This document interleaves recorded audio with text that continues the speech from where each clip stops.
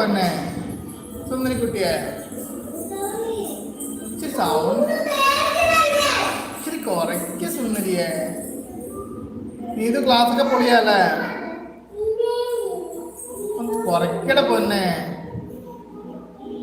പൊന്നെ വേറെ ലെവലിൽ പോവാന്നോ? അപ്പൊ നിങ്ങൾ ഉറങ്ങാൻ പോവല്ലേ? അതൊക്കെ മോശമല്ല റഫീജ.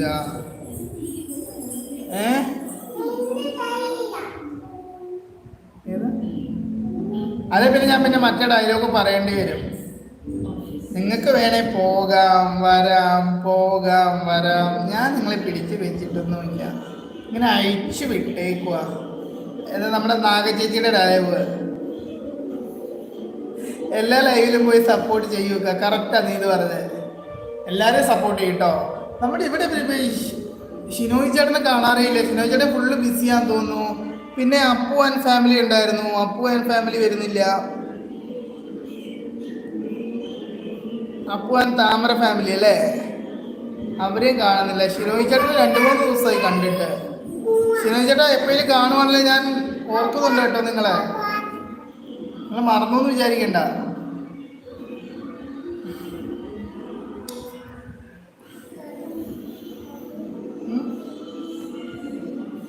പിന്നെ വേറെന്തുണ്ട്? ഞാൻ കൊല്ലം വരെ വന്നിട്ടുണ്ടായിരുന്നില്ലേ? കൊല്ലത്തുനിന്ന് എത്ര ഇതുണ്ട് തിരുവനന്തപുരത്തേക്ക്?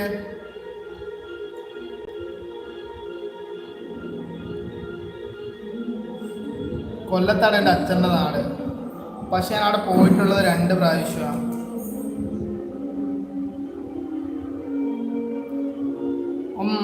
അതൊന്ന് പറഞ്ഞിരുന്നു.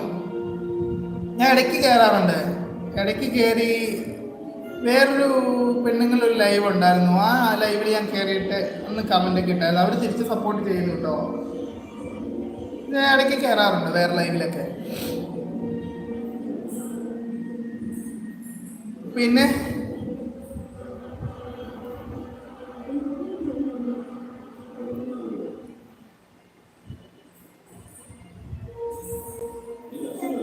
വേറൊന്നുണ്ട് പറ. അതന്നെ സുനിത ഞാൻ കയറിയിട്ടുണ്ടായിരുന്നു. എൻ്റെ നാട്ടുകാരിയാണ്.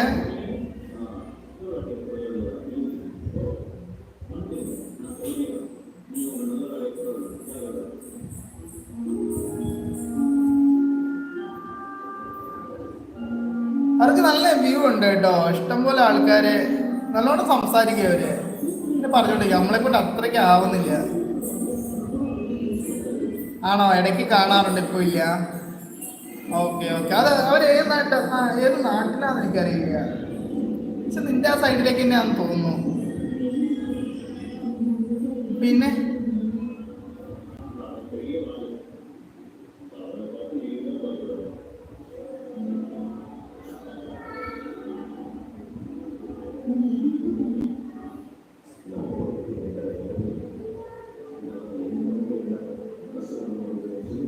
അത് കയറിയാലല്ലേ ആ അറുപ്പ് മാറും.